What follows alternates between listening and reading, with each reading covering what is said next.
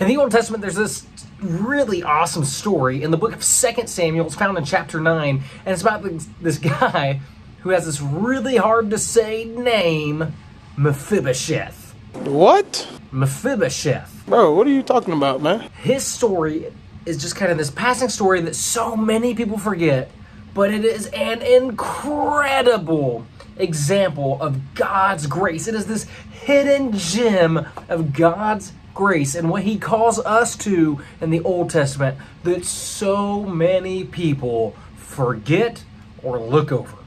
So, this Sunday, your kids are going to talk about it, and right now, let's talk about it.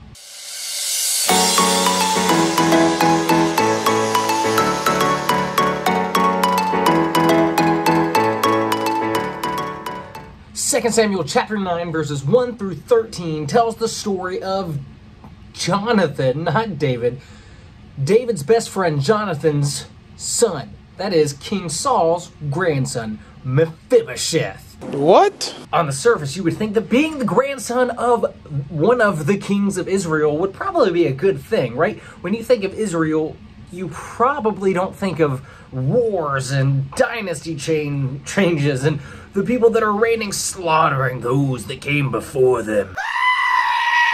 But Mephibosheth's life, while it started out pretty hunky-dory, really ended up pretty bad. In 2 Samuel chapter 4, verse 4, it only takes one verse to see how his life changed. His nurse, Mephibosheth's nurse, receives word when Mephibosheth is only 5 years old that his dad and Saul were both killed. Ah! They were killed. When they were killed, immediately the nurse feared for Mephibosheth's life.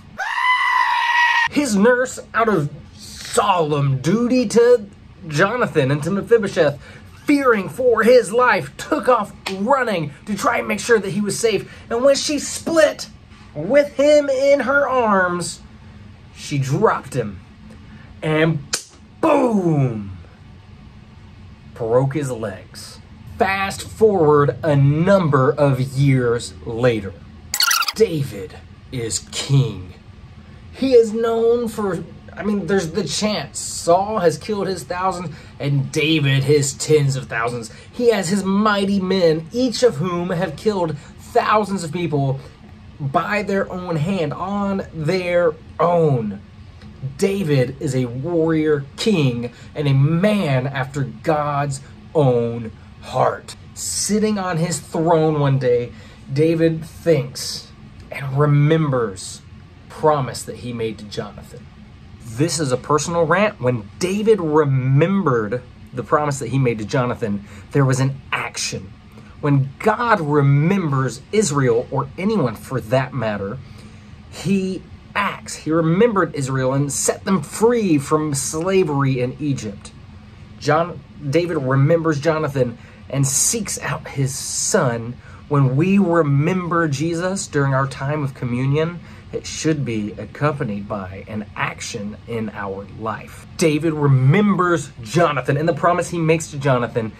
And while he's on his throne, he calls Ziba and says, Ziba, is there anybody from Jonathan's family left that I can show kindness to? And Ziba answers him, yes, my lord. There is one, his son, Mephibosheth of Lodebar. But he is crippled in his feet. And David says, go and bring him to me. I want to talk to Mephibosheth. When Mephibosheth shows up, there's a tongue twister. When he shows up, he fears for his life. He is convinced that what's going to happen is that David, this mighty warrior who is now king, is decisively putting the reign of Saul to an end. But instead, David welcomes Mephibosheth in, tells him, do not fear for your life, Mephibosheth. No, instead, I'm going to bring you in so that you can eat at my table.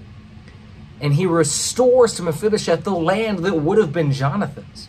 and he takes care of him, and he shows him a great kindness, a kindness that only the king could show to Mephibosheth. He shows great grace in that he seeks out this broken, this crippled man who, in all honesty, was hiding from David for fear of what was going to happen. And he adopts him in as a part of the king's family. Not because of what Mephibosheth has done, but because of who Jonathan was. There's a ton in this story, but what we're going to look at with the kids specifically is David's role, and say that David's role reminds us as Christians the roles that we should play in the world, the role that we have in the kingdom of God. And it tells us three things. One, we need to remember our responsibility. God tells us that true religion takes care of the widow and the orphan. And he's not limiting us only to the widow and orphan. Rather, he's saying, remember those that everybody else forgets, and show kindness, show grace, show mercy to them. Tell them about Jesus and who he is. 2, look for hurting people. David sought Mephibosheth out because he longed to fulfill the promise that he'd made to Jonathan. But we as Christians should long that everybody knows Christ and has a right relationship with God. So we need to look for the hurting. We need to look for the forgotten and for the marginalized, so that we can invite them in to this marvelous family of ours, so that they can be adopted as children of God. Finally, 3rd, we need to take care of the hurting. We need to help the hurting. That's who Jesus came to help, to serve.